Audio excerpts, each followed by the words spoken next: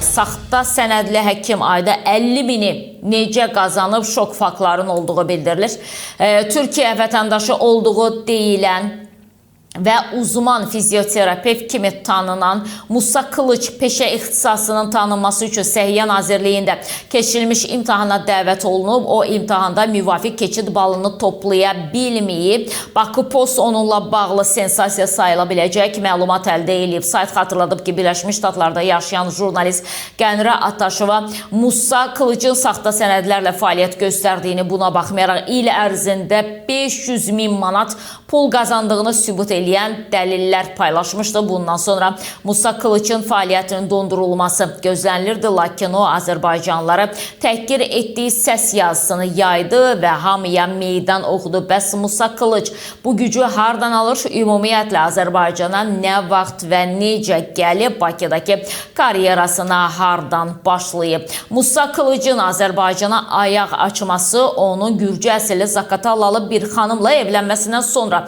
baş verib. Bundan sonra o çalışmaq üçün müxtəlif klinikalara müraciət edib. Özünü peşəkar həkim kimi təqdim edən Musa Kılıça ilk qapını 2018-ci ilin axırında Bakı Bərpa Mərkəzi açıb, amma burada uzun zaman işləyə bilməyib. Bir neçə aydan sonra həmin mərkəzdən qalmaqalla ayrılıb. Daha sonra Musa Kılıç Birləşmiş Ştatlar Reabilitasiya Mərkəzində, AERS daha doğrusu, reabilitasiya mərkəzində çalışıb. Bir müddət sonra isə İstanbul Enes klinikasına transfer olub. Bu klinikada işləri pis görməyib, getməyib daha doğrusu. Onun aylıq qazancı 40-50 min civarında olub. Sonradan elə bu qazanc üstündə rəhbərliklə arası dəyib və işdən uzaqlaşdırılıb. Bir müddət sonra isə o özünə Modera Hospitalda yer edib və bugünə kimi də həmin hospitalda fəaliyyət göstərir. Maraqlıdır ki, adları çəkilən klinikalar onu işə qəbul edərkən ixtisaslı həkim də olduğunu təsdiqləyən sənədi niyə yoxlamayıblar? Tutaq ki, klinika rəhbərləri öz qazancıları üçün buna göz yumurlar. Bəs Səhiyyə Nazirliyi bu illər ərzində bu faktı niyə görməzdən gəlib? Nazirlik hansı marağa görə müvafiq sənədlər olmadan işə götürülən bu şəxsə görə klinikalara gözün üstə qaşın var deməyib? Yayılan videolardan, sənədlərdən də görünür ki, bu adam yüksək məbləğdə pul əldə edib. Görəsən vergi orqanlarının bunu niyə gözü görməyib? Və ən əsas sual, saxta sənədlərlə və ya sənədsiz ayda 50.000 pul qopardığı bir milləti niyə təhqir eləyir? Bu nifrət hardandır? Fikrimizcə bu məqam üzərində düşünmək lazımdır. O nöqtədən başlamaq lazımdır ki, Musa Kılıç Türkiyənin Artvin bölgəsindədir. Bu bölgədə isə ermənilər çox yaşayır. Biz indiyə kimi yalnız ermənilərdən bu cür davranış görmüşük. Həm çörəyimizi yeyiblər, həm də özümüzü söyüb hər cür düşmənçilik eləyiblər. İndi uzman fizioterapevt Musa Kılıç da bunu eləyir. Deməli, bu Bakı Postun Musa Kılıçla bağlı araşdırması hardan gəlib, necə gəlib, harda işləyib, necə işləyib, nə qədər aylıq qazanc əldə edib və s. və axır. Və burada haqlı olaraq təbii ki, həm onun çalışdığı özəl klinikaların rəhbərlərinə sual ünvanlanır. Yenə də o məsələyə qayıdıram ki, biz pula hər şeyimizi satırıq artıq həqiqətən də.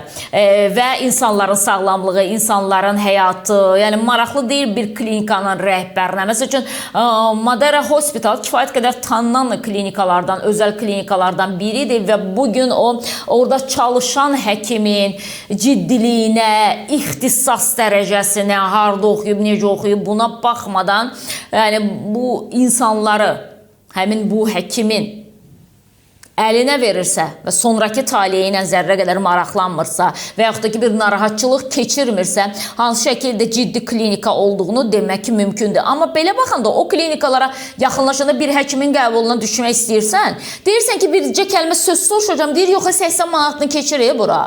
Bir kəlmə söz, bəli, bəzən 80 manata, 60 manata satılır bizə. Bizim elə özümüzdən olanlar öz cibimizə girir də, onda Türk də gəlib burada niyə başımızı oynaşmamalıdır ki? O ki, qaldı Səhiyyə Nazirliyi hara baxır? Bu məsələyə də bir yanaşmamı bildirmək istəyirəm. Səhiyyə Nazirliyi ancaq pul olan yerə baxır. Ancaq pul olan yerə baxır.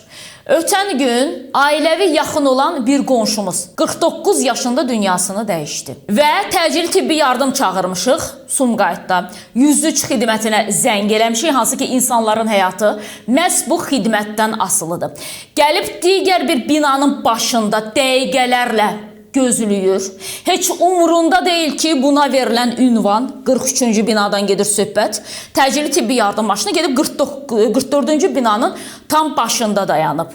Və nəhayət ki, bir 40 dəqiqə keçəndən sonra əslində Sumqayıtda təcili tibbi yardım 13-cü mikrorayondadır və 13-cü mikrorayondan 17-ci mikrorayonun arası da təcili tibbi yardım maşını üçün 2 dəqiqəlik məsafədir. 2 dəqiqəlik məsafədir. Və 40 dəqiqə sonra təcili tibbi yardım gəlir və başqa bir binanın başında dayanır. Yəni, əgər sən ünvanı tapmırsansa, dərhal sənə olunan telefon nömrəsinə zəng eləyə bilməlisən də ki, gəlmişəm bura, tam dəqiq ünvanı deyin. Neysə ki, 40 dəqiqədən sonra bir rus dilində mükəmməl danışan bir həkim, yəni o dövrlərin həkimlərindən indi təbii ki, onlar daha çox rus ədəbiyyatı öyrəniblər, filan oxuyublar. Bu da çox yaxşıdır indi səhiyyəni bilməsi üçün, sözüm bunda deyil. Gəlir və o qədər rahat bir şəkildə, arxadan da sanki bir podyumda gəzən bir tibb bacısı içəri girir.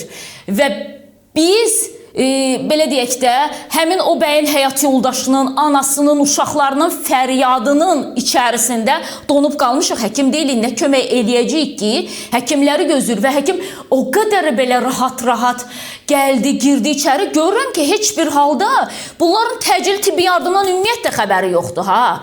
O qədər biabırçıdır ki, bugün Azərbaycan səhiyyəsi, təcili tibbi yardım o qədər bərbad fəaliyyət göstərir ki, mən gözümün şahidiyəm. Sadəcə o məqamda özümə çox ayıb bildim ki, həmin həkimin və həmin tibb bacısının o belə asta-asta gəlişini bir çəkilin görüm, xəstəyə nə olub filan tavırlarını, yenə deyirəm, özüm üçün ayıb bildim ki, 49 yaşlı birisi can verir və mən həmin məqamı işıqlandırım ki, budur bizim səhiyyəmiz, budur bizim təcili tibbi yardım xidmətimiz ki, bir gənc 40 dəqiqə ölüm-dirim savaşı apardı. 49 yaşında birisi, yəni yaşlı birisi deyil idi. Onun həyatda yaşamaq imkanı olardı ki, bizim təcili tibbi yardımı, özünü xidməti, özünü yelliyə gəlməsəydi. Və nəhayət ki, mən özümü saxlaya bilməm. Deyirəm, həkim bəlkə bir az cəldi olaq, bəlkə bir az tərpənək də, biraz əldən diri olaq axı. Artıq adamın üzü göyərir, başa düşürsən ki, bunun həyata geri dönüşü bəlkə də saniyə məsələsidir. Həkim deyir ki, hə? İndi eləyəcəm. Bir çəkilin, necə danışırsa o tərz deyirəm. Bir çəkilin, bir mən xəstə ilə ünsiyyətdə olmalıyam. Xəstə koma vəziyyətində, ümumiyyətlə huş özündə deyil, tamamilə düzdür. Sonra ona belə bir diaqnoz qoydu həkim ki, beyinə işləyib birbaş tromb və ona görə də nitq qabiliyyəti itib tamamilə özündə deyil filan. Və biz deyirik ki, əgər bu infarktsa, təbii ki, elektroşok verilməlidir. Həkimə deyirəm, nəyiniz var əlinizdə, nə ilə gəlmisiniz? Bir çamadan gətiriblər, pambığı, nə bilim, yodu, nəyi, ay başva dönüm, təcili tibbi yardım. Sizə bizim ehtiyacımız ona görədir ki, bizdə olan olmayan sizdə olsun da. Bu pambıq da evimizdə var, yod da evimizdə var, nə bilim, hansısa bir dimidrol, analgen, hamının evində var da. Bugün kimə baxsan, gelib evinə baxsan, görərsən ki, kiçik bir aptekdir. Elektroşok yoxumuzdur ki, təcili tibbi yardıma elektroşok verilmir. Yox, ay xanım, siz nədən danışırsınız? Elektroşok nədir? Sonra digər bir hərçi yoldaş var idi orada. Deyir ki, siz ürəyə iynə batırmalısınız da belə olanda. İynəniz var belə. Siz nə qoyub, nə axtarsa, iynə nədir? Mən həqiqətən də dəhşətə gəldim ki, hər dəfə biz danışırıq ki, Azərbaycan səhiyyəsi inkişaf edir. Nəyin inkişafını edir? Və hətta ötən gün bir məlumat eşitmişəm ki, deyir o təcili tibbi yardım maşınları bütün lazım olan avadanlıqlarla gəlir, təhvil verilir və ondan sonra hissə o maşından hər dəfə birini çıxardırlar, aparıb satırlar. Bunun təbii ki, araşdırmasını eləyəcəm mütləq şəkildə. Çünki dünən gördüyüm mənzərə həqiqətən dəhşətli idi. Çünki o təcili tibbi yardımlara bizim hər birimizin ehtiyacı var. Söhbət dövlətin təcili, indi bu özəl klinikalarında təcili yardımlar var. O məsələyə toxunmuram, amma özəl klinikalar xaric dövlətin təcili tibbi yardımları var ki, heç zərrə qədər umurlarında deyil. Bunu tam məsuliyyətimlə deyirəm, çünki ötən gün gözümün şahidiyəm. Zərrə qədər umurlarında deyil ki, orada xəstə can verir. Elektroşokun yoxdur, ürəyə batırmaq üçün iynən yoxdur. Lazım olan sənin avadanlığın yoxdur, o zaman niyə gəlirsən ki? İnsanlar sən ona görə çağırır ki, kimisə ölən birisini. Heç olmasa bu yoldan qaytara biləsən də. Axı siz ona görə həkimsiz ki, bizim eləyə bilmədiklərimizi siz eləyirsiniz. Və həkim gəldi, kənarda dayandı. Mənə siz xəstənin nəyisiz deyirəm ki, qonşuyuq və biz bir ailə kimiyik ki, orada artıq çox gecdi. Mən belə şeylər çox görmüşəm. Artıq çox gecdi. Sonra düşüb aşağıda mənə deyir ki, siz tanınan jurnalistsiniz. Siz bilməlisiniz ki, bizim elektrok şok verməyə ixtiyarımız yoxdur. Mənim atam da infarktdan dünyasını dəyişib və son anda ona elektrok şok vermişdilər ki, artıq dünyasını dəyişmək ərəfəsində idi. Ən son müdaxilə elektroşok ona vermişdilər. Çünki mən bilirəm ki, bunu etmək mümkündür. Deyir, yox, burada tromb ürəkdə olma məsələsi deyil. Burada beyində olma məsələsidir ki, beyinə düşüb tromb. Trombovaya invalya dedi, nə dedi, nəsə belə bir şey dedi həkim. Deyir, sizə belə qəribə gələ bilər, amma mən o qədər çox görürəm. Mən dedi, zamanında hərbi həkim filan işləmişəm. Dedim, baxın, həkim olmaq olar. Amma bir də insan olmalıdır o həkimin içərisində. Əgər sən qarşında bir ailənin fəryadına bu qədər soyuqqanlı yanaşırsansa, o yoxumdur, bu yoxumdur, bu yoxumdur, o zaman təcili tibbi yardım adını sökün, öz fəaliyyət dərnəyi yazın ora. Biz də bilək ki, təcili tibbi yardım Azərbaycanda öz fəaliyyət dərnəyidir. Kim kimi istəyir, hansı medsestranı istəyir götürür və yaxud da ki, kim hansı həkimlə getmək istəyir və yaxud da ki, sürücü ilə getmək istəyir, oturur təcili tibbi yardım avtomobilinə yola düşür. Bu insanlara özümüzü biz etibar eləyirik. Və bugün xəstələrin böyük xəstəxanaların böyük əksəriyyətinə sağlam girirsən, sən xəstə çıxardırlar. Xərçəngin X hərfi səndə yoxdur, xərçəng diaqnozu qoyurlar. Gedib başqa ölkədə yoxlanırsan, gülürlər ki, nə xərçəng? Səndə xərçəng var. Yəni insanı psixoloji cəhətdən məhv eləyir bugün bəzi dırnaq arası həkimlər və bir də ki, bu hospitallar bayaq saydıq adını ki, hansısa bir türk heç bir yerə qutarmayan gəlib burada ayda 40 min, 50 min, sonra da nə bilim 500 min pul qazanır. Yenə də deyirəm, ona görə qazanır ki, biz hələ də özümüzə hörməti hiss eləməmişik. Və bu təcili tibbi yardım maşınlarla bağlı elə bizi izləyən burada səhiyyədə işləyənlər də var. Əgər belə bir faktlarınız varsa, çox xahiş edirəm, mütləq bizə göndərin. İşıqlandıraq görək, bu ölkə üçün alınan, səhiyyə üçün alınan, bu təbib, o qədər səhiyyə qurumları var ki, təbib gələndə dedik ki, vəssalam da, dünya düzəldi, təbib gəldi, hər şeyin daha da zibili çıxdı. Yəni, saymaqla bitmir bu səhiyyə qurumlarının adını. Səhiyyə Nazirliyi, təbibi, nə bilim, nəyi, o hospitallar, bu hospitallar, ən son modelləri 5 ulduzlu otel kimi açırlar bu səhiyyə idarələrini, nə bilim, bu poliklinikaları, klinikaları, hospitalları, nələri, gedirsən içində elə eyni şeydir də. Fərqi yoxdur ki, o deyir ki, üstü bəzək, altı təzək məsələsi var. Bu təcili tibbi yardıma verilənlər niyə təcili tibbi yardım maşınlarının içərisində yoxdur?